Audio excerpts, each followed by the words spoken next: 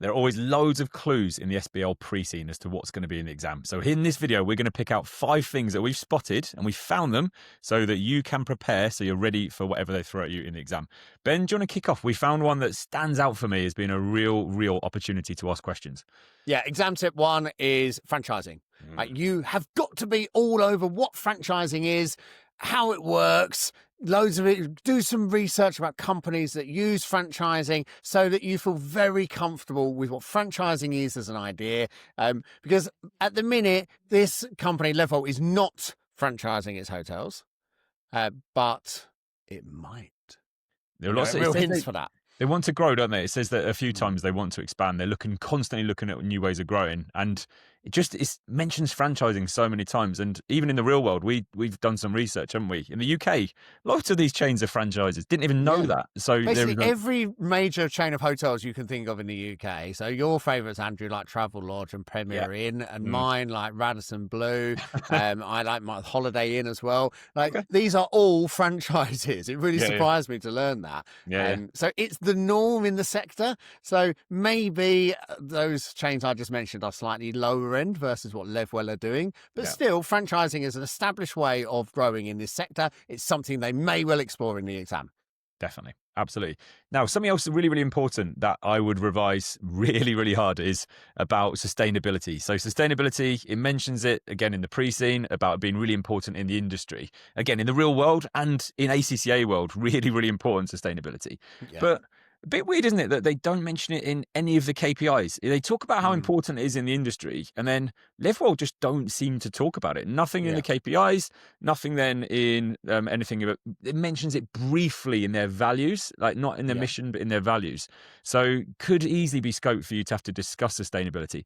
The other thing, they're listed. So they've got legal requirements to make sure that their sustainability reporting and so on is up to scratch. So sustainability a good one to look at. Yeah, and even if it's not down the legal side, 80% of their investors or shareholders are institutions. These institutions are going to care about their ESG metrics because their own customers, these banks or pensions or funds or whatever, are going to be bothered about this stuff. And so they will be getting pressure from their key stakeholder, their shareholders, to report on this stuff and to be doing the right thing on it. So it's going to be something we think is going to feature heavily in the exam. Absolutely. Yep. Next one, there's loads of tech stuff.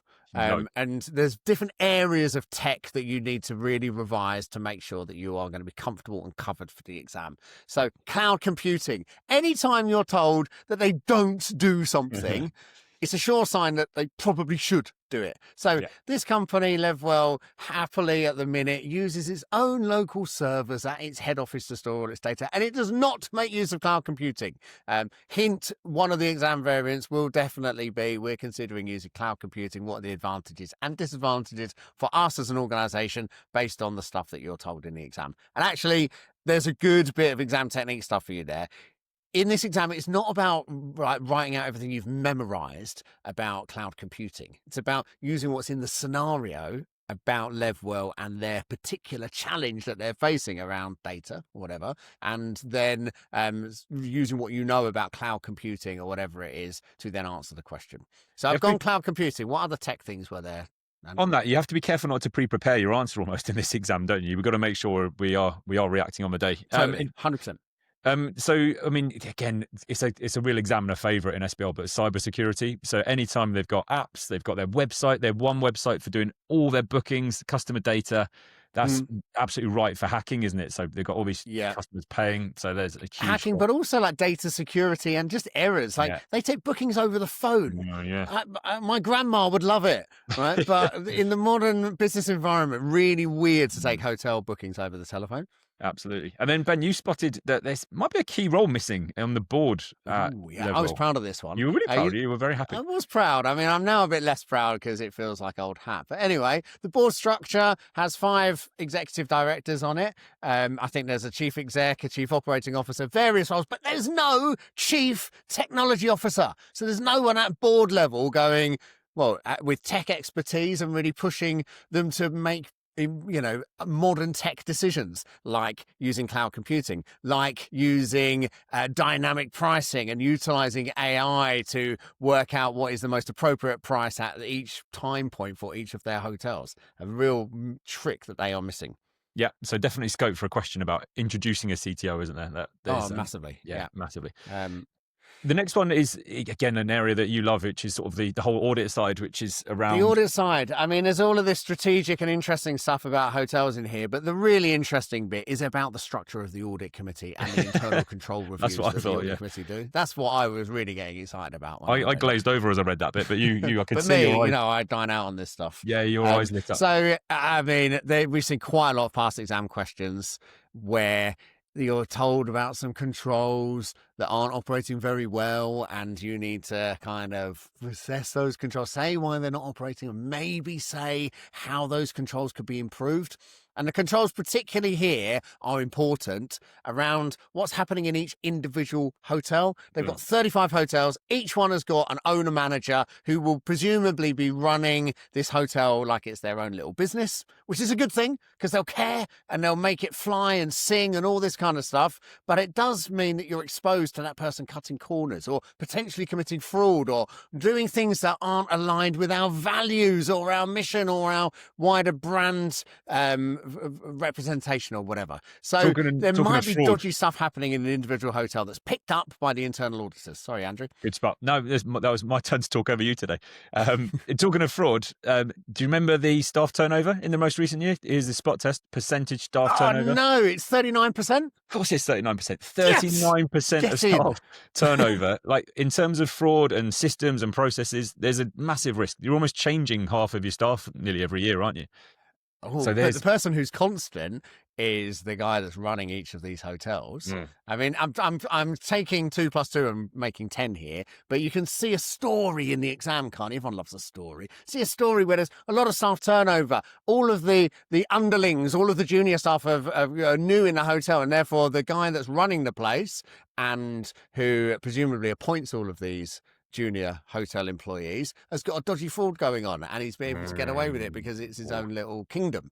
Yeah. Or her. Could be. Maybe. Or that could be nothing. But anyway, it's definitely worth revising up on controls. Yeah, definitely. And as we said earlier already, you can't prepare too much for it because the details of what's happening with the fraud, the details of what's happening with these control weaknesses, that's what you need to respond to. And you'll only be given those details in the exam. Absolutely. And then another thing that I've spotted that, again, they love in past exams in SBL, which could easily come up in this one, is about KPIs. So they've given us 6 KPIs, both for the sort of the general industry, and then on that back page of the pre-scene, they give us them specifically for Levwell. 4 of them about revenue, like so much revenue, like 2/3 of our KPIs are about sales. Then you've got that one on customer satisfaction, and then you've got the one on staff turnover. Yeah, there's loads of stuff missing there, isn't there, Ben? What sort of KPIs do you think we could add in? So the first 4 graphs, in fact, why don't we show them? That's pretty easy to do, isn't it? So these top 4, there's one is about operating margin, so you can argue that's revenue and cost. Yeah, revenue. Right? But then you've got revenue, occupancy, which drives revenue, and your revenue per, was that revenue per night or whatever it is? Yeah, per room available. Revenue per So those 4 are all about sales, really, and costs is only slightly built into operating margin. But there's no specific one about costs. No.